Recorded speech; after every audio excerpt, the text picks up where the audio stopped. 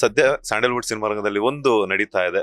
So ಅದ್ರ ಬಗ್ಗೆ ಏನ್ ಹೇಳ್ತೀರಾ? ಸ್ಟಾರ್ ವಾರ್ ಅನ್ನುವಂಥದ್ದು, ಯಾಕಂತಂದ್ರೆ ನಮ್ಗೆ ಸ್ಯಾಂಡಲ್ವುಡ್ ಅಲ್ಲಿ ಯೂನಿಟಿ ಅಂತ ಗೊತ್ತಾಗಿದ ತಕ್ಷಣ ಬರುವಂತದ್ದೇ Shetty gang. So Shetty gang unity ಅಂತೀರಾ, ಅವ್ರ ಮಧ್ಯನೂ ಬಿರುಕು ಅಂತ ಮೊನ್ನೆ ನೋಡಿದೆ ನಾನು. ಯಾವ ಬಿರುಕು ಇಲ್ಲ, ಏನ್ ಬದನೆಕಾಯಿನೂ ಇಲ್ಲ, ಒಬ್ರಿಗೊಬ್ರು ಸಿಗಕ್ ಪುರ್ಸೊತ್ತಾಗ್ತಿಲ್ಲ.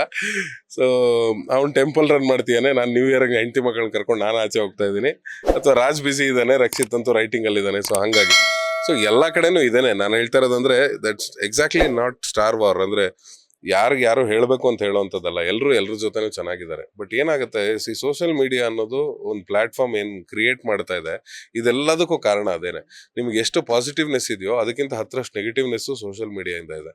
ಸೊ ನೀವು ಒಬ್ರನ್ನ ಹೊಗಳಿದಾಗ ಎಷ್ಟು ಖುಷಿಯಾಗಿ ತಗೋತೀವೋ, ತೆಗಳ್ದಾಗ್ಲೂ ಹಂಗೆ ತಗೊಂಡ್ಬಿಟ್ರೆ ಅದು ಮುಗ್ದೋಗುತ್ತೆ. ತೆಗಳ್ದಾಗ ನಾನು ರಿವೆನ್ಸ್ ತಗೋತೀನಿ ಅಂತ ಶುರು ಮಾಡೋದು, ಹೊಗಳ್ದಾಗ ನನ್ನ ಹೊಗಳ್ಳಿ ಅಂತ ಬಿಟ್ಬಿಡೋದು, ಇದೆರಡೂ ತಪ್ಪು. ಅಂಡ್ ಸ್ಟಾರ್ ವಾರ್ ಯಾವತ್ತೂ ನಾವು ಅದಕ್ಕೆ ಸಪೋರ್ಟ್ ಮಾಡೋರಲ್ಲ. ಅಂಡ್ ನನ್ನ ಪ್ರಕಾರ ನಮ್ಮ ಇಂಡಸ್ಟ್ರಿಯಲ್ಲಿ ಇಬ್ರು ಕನ್ನಡ ಸಿನಿಮಾದ ದಿಗ್ಗಜರಾಗಿರೋದ್ರಿಂದ, ಅವರ ಅಭಿಮಾನಿಗಳು ಕೂಡ ಕನ್ನಡಿಗರೇ ಆಗಿರೋದ್ರಿಂದ, ಇದು ಕನ್ನಡದ ಒಂದು ಇಶ್ಯೂ, ಕರ್ನಾಟಕದ ಇಶ್ಯೂ ಆಗಿರೋದ್ರಿಂದ ಇದನ್ನ ಯಾರು ಎತ್ತಬಾರದು, ಇದ್ರ ಬಗ್ಗೆ ಮಾತಾಡಬಾರದು, ಇದನ್ನ ಇಲ್ಲೇ ಡ್ರಾಪ್ ಮಾಡಿ ಮಲಗಿಸ್ಬಿಡ್ಬೇಕು. ಅಂಡ್ ಏನೇ ಇದ್ರೂ ಕನ್ನಡಿಗರು ಕನ್ನಡಕ್ಕೋಸ್ಕರ ಸಿನಿಮಾ ಮಾಡ್ತಾ ಇದ್ದಾರೆ, ಕನ್ನಡಕ್ಕೋಸ್ಕರ ಸಿನಿಮಾವನ್ನ ನೋಡ್ತಾ ಇದ್ದಾರೆ.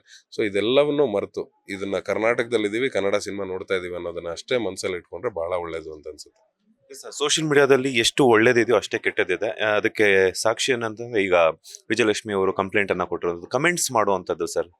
ಅದರಲ್ಲಿ ಪಕ್ಕಾ ಪ್ರೊಫೈಲ್ಸ್ ಇರಲ್ಲ, ಫೇಕ್ ಪ್ರೊಫೈಲ್ಸ್ ಅನ್ನ ಕ್ರಿಯೇಟ್ ಮಾಡ್ಕೊಂಡು ಕಮೆಂಟ್ಸ್ ಮಾಡುವಂತದ್ದಾಗಿರ್ಬೋದು, ಮತ್ತೊಂದು ಇನ್ನೊಂದು ಅಶ್ಲೀಲವಾಗಿ ಅಲ್ಲಿ ಮಾಡಿದಾಗ ಅದು ತುಂಬಾ ಹಿಂಸೆ ಅಂತ ಅನ್ಸುತ್ತೆ. ಬಿಕಾಸ್ ಯಾಕಂತಂದ್ರೆ ನಟರು ಅಂದ ತಕ್ಷಣ ಲೈಮ್ ಲೈಟ್ ಅಲ್ಲಿ ಇರುವಂತವ್ರು ಬೇಗ ರೀಚ್ ಆಗುತ್ತೆ ಅನ್ನುವಂತ ಕಾರಣಕ್ಕೆ ಅವ್ರು ಹೈಲೈಟ್ ಆಗ್ಬೇಕು ಅಂತ ಅಥವಾ ಏನ್ ಮಾಡೋದು, ಈ ತರ ಮಾಡುವಂತವ್ರಿಗೆ ಏನ್ ಸಂದೇಶವನ್ನ ಕೊಡ್ತೀರಾ ನೀವು? ಅಲ್ಲ, ನಾನು ಹೇಳೋದು ಒಬ್ರು ಅಂತಲ್ಲ, ಎಲ್ಲರೂ ಕಾನೂನಾತ್ಮಕವಾಗಿ ಇದಕ್ಕೆ ಹೋಗ್ಲೇಬೇಕು. ಇದಕ್ಕೆ ಒಬ್ರು ಯಾರೋ FIR ಕೊಟ್ರು, ಇನ್ನೊಬ್ರು ಯಾರೋ ಇವ್ರ ಸಿನಿಮಾ ಬಂದಾಗ ಇವ್ರು ಕೊಟ್ರು, ಅವ್ರ ಸಿನಿಮಾ ಬಂದಾಗ ಅವ್ರು ಕೊಟ್ರು ಅಂತಲ್ಲ. ಇದನ್ನ ಎವ್ರಿ ಇಯರ್ ಚಾಚು ತಪ್ಪದೆ ನಿಮ್ಗೆ ಯಾರು ಕಮೆಂಟ್ ಮಾಡಿದ ತಕ್ಷಣ ಕೀಪ್ ಅ ನೋಟ್. ಅದಕ್ಕೆ ಇವಾಗ ಇನ್ನೂ ಈಸಿ ಮಾಡಿದ್ದಾರೆ. ನೀವು ಆನ್ಲೈನ್ ಕೇಸ್ ರಿಜಿಸ್ಟರ್ ಮಾಡಬಹುದು, ಅಷ್ಟು ಈಸಿ ಮಾಡಿದ್ದಾರೆ ಪೊಲೀಸ್ ಅವರು. ಕರ್ನಾಟಕ ಸರ್ಕಾರ ಸುಮ್ಮನೆ ಕೂತಿಲ್ಲ. ಸೊ ಡೂ ಇಟ್, ಕಾನ್ಸ್ಟೆಂಟ್ ಆಗಿ ಮಾಡ್ತಾ ಇರಿ. ಯಾಕೆ ಅಂದ್ರೆ ನೀವು ಎಲ್ಲಿವರೆಗೂ ಪಾಠ ಕಲ್ಸಲ್ವೋ ಅಲ್ಲಿವರೆಗೂ ಯಾರು ಬುದ್ಧಿ ಕಲಿಯಲ್ಲ. ಅವ್ನ್ಗೇನಾಗತ್ತೆ, ಯಾರು ಹಿಡಿತಾರ ಬಿಡೋ ನಮ್ಮನ್ನ ಅನ್ನೋ ತರ ಇರುತ್ತೆ. ಒಂದ್ಸರಿ ಕರೆದು, ಗುರು ನಮಗೂ ಹಿಡಿಯಕ್ ಬರುತ್ತೆ, ಬಟ್ ಹುಷಾರಾಗಿರಿ, ಇನ್ನೊಂದ್ಸರಿ ಮಾಡಬೇಡ ಅನ್ನೋಂಥ ಕಾಷನ್ ಇದೆಯಲ್ಲ, ಅದನ್ನ ಕೊಡ್ಲೇಬೇಕು. ಅದು ಯಾರು ಬೇಕಾರಾಗಿರ್ಲಿ. ಯಾಕಂದ್ರೆ ನೀವು ಈಗ ಸ್ಟಾರ್ ವಾರ್ ಬಗ್ಗೆ ಮಾತಾಡ್ತಿದ್ದೀರಾ, ಅಥವಾ ಇವ್ರ ಫ್ಯಾನ್ಸ್ ಅವ್ರ ಫ್ಯಾನ್ಸ್ ಅಂತ ಮಾತಾಡ್ತೀವಿ. ನಮ್ಗೆ ಯಾವ ಫ್ಯಾನ್ಸ್ ಇದೆ ಸರ್? ನಾನು ಯಾವ್ದು ಚಿಕ್ಕ ಸಿನಿಮಾ ಮಾಡ್ಕೊಂಡಿರ್ತೀನಿ, ನನ್ನ ಬಾಕ್ಸಲ್ಲಿ ಎಷ್ಟು ಕಮೆಂಟ್ಗಳು ಬರುತ್ತೆ ಗೊತ್ತಾ? ನನ್ನ ಮಕ್ಕಳ ಜೊತೆ ಫೋಟೋ ಹಾಕಿದ್ರೆ, ನನ್ನ ಹೆಂಡತಿ ಜೊತೆ ಫೋಟೋ ಹಾಕಿದ್ರೆ ಬೇರೆ ಬೇರೆ ರೀತಿಯ ಕಮೆಂಟ್ಸ್ಗಳು ಬರುತ್ತೆ. ನಾವು ಆಯ್ತು, ದೊಡ್ಡವ್ರ ಗಲಾಟೆ ತಾನೆ, ನಾವೇನು ಇಲ್ವಲ್ಲ. ಈ ತರದ ಕಮೆಂಟ್ಸ್ ಎಲ್ಲ ಬಂದಾಗ I will strictly say you have to take action on that. And ಅವ್ರಂತಲ್ಲ, ಯಾರೇ ಹೋಗಿ ಕಂಪ್ಲೇಂಟ್ ಕೊಟ್ರು ನಾನು ಅದನ್ನ ಸ್ವಾಗತಿಸ್ತೀನಿ. ಎಸ್, ಇನ್ನೊಂದು ಹೇಳಿದ್ರೆ ನೀವು RRR ಶೆಟ್ಟೀಸ್, ಅದ್ರ ಜೊತೆಗೆ ನೀವು 4 ಜನ ಶೆಟ್ಟಿಗಳು ಏನಿದ್ರಲ್ಲ, ಆಫ್ ಸ್ಕ್ರೀನ್ ಅಲ್ಲೇ ಕಾಣಿಸ್ಕೊಳ್ತೀರಾ, ಆನ್ ಸ್ಕ್ರೀನ್ ಯಾವಾಗ ಕಾಣಿಸ್ಕೊಳ್ತೀರಾ ಅಂತ ನೋಡೋಣ. ಕತೆ ಬರಿಬೇಕಿನ್ನ, ಯಾವ್ದು ಬರ್ದಿಲ್ಲ. ನೀವಾಗ್ಲೇ ಹೇಳಿದ್ರೆ ಯೂನಿಟಿ ಅಂತಾರೆ, ಸೋಷಿಯಲ್ ಮೀಡಿಯಾದಲ್ಲಿ ಬೇರೆ ಬೇರೆ ಆಗಿದ್ದಾರೆ, ಬದನೆಕಾಯಿ ಇನ್ನೂ ಇಲ್ಲ ಅಂತ ಹೇಳ್ಬಿಟ್ಟು. ಸೊ ಅದನ್ನೆಲ್ಲಾನು ಕನ್ಕ್ಲೂಷನ್ ಕೊಡ್ಬೇಕು ಅಂದ್ರೆ ನೀವೆಲ್ಲರೂ ಸೇರ್ಕೊಂಡು ಒಂದು ಸಿನಿಮಾ ಮಾಡಿದ್ರೆ ಅದಕ್ಕೆಲ್ಲ ನಾವಲ್ಗೆ ಆನ್ ಸ್ಕ್ರೀನ್ ಎಲ್ಲ ಒಂದು ತಟ್ ಅಂತ ಹೇಳ್ಬಿಟ್ಟು ಇದು ಮಾಡ್ಬೋದು. ಸಿನಿಮಾ ಮಾಡಕ್ ಏನ್ ಗೊತ್ತಾ, ಪಂಚವಾರ್ಷಿಕ ಯೋಜನೆ. ರಿಷಬ್ 5 ವರ್ಷ ಅಂತೂ ಇನ್ ಕೈಗೆ ಸಿಗಲ್ಲ. ಅವ್ನ್ ಮೂರ್ ಸಿನಿಮಾ ಆಲ್ರೆಡಿ ಅನೌನ್ಸ್ ಆಗಿದೆ. ಆ 3 ಸಿನಿಮಾ ಮುಗಿಸೋಷ್ಟೊತ್ತಿಗೆ 5 ವರ್ಷ ಬೇಕು. ಈ ಕಡೆ ರಕ್ಷಿತ್ 3 ಸಿನಿಮಾ ಬರ್ಕೊಂಡು ಕೂತಿಯಾನೆ, ಅವನದು ಪಂಚವಾರ್ಷಿಕ ಯೋಜನೆ. ಈ ಕಡೆ ಇವ್ರಿಬ್ಬರನ್ನು ಬಿಟ್ಮೇಲೆ ಇವ್ನ್ ರಾಜು ಈಗ ಇವ್ನ್ ಬೇರೆ ಬೇರೆ ಭಾಷೆಗೆ ಹೊರಡಕ್ ಶುರು ಮಾಡ್ಬಿಟ್ಟ. ಕೇರಳದಲ್ಲಿ ಮೋಸ್ಟ್ಲಿ ಜಾಸ್ತಿ ಸಿನಿಮಾ ಮಾಡ್ತೀಯಾನ ಕನ್ನಡಕ್ಕಿಂತ. ಸೊ ಈ ತರ ಇರ್ಬೇಕಾದ್ರೆ I don't think so sudden ಆಗಿ ಸಿಕ್ಕಿ ಏನು ಮಾಡಕ್ಕಾಗಲ್ಲ. ಬಟ್ ಸಡನ್ ಆಗಿ ಒಟ್ಟಿಗೆ ಸೇರ್ಬೋದು. ಸೇರಿದಾಗ ಒಂದು ಫೋಟೋ ತೆಗೆದು ಎಲ್ಲಾ ಮಾಧ್ಯಮದವರೆಗೂ ಕಳಿಸ್ತೀನಿ. ಈ ರೂಮರ್ಸ್ ಕ್ರಿಯೇಟ್ ಮಾಡುವಂತವ್ರಿಗೆ ಏನ್ ಹೇಳ್ತೀರಾ?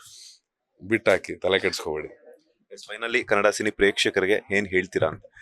ಬನ್ನಿ, ಸಿನಿಮಾಗಳನ್ನ ಚಿತ್ರಮಂದಿರದಲ್ಲೇ ನೋಡಿ. 2025 ಒಳ್ಳೆ ವರ್ಷ ಆಗಿದೆ ಕನ್ನಡ ಸಿನಿಮಾ ಇಂಡಸ್ಟ್ರಿಗೆ. ಸುಮಾರಷ್ಟು ಒಳ್ಳೆ ಸಿನಿಮಾಗಳು ಬಂದಿದೆ. ಕೋಟ್ಯಾಂತರ ರೂಪಾಯಿ ಸಂಪಾದನೆ ಮಾಡಿದೀವಿ ಕನ್ನಡ ಇಂಡಸ್ಟ್ರಿ.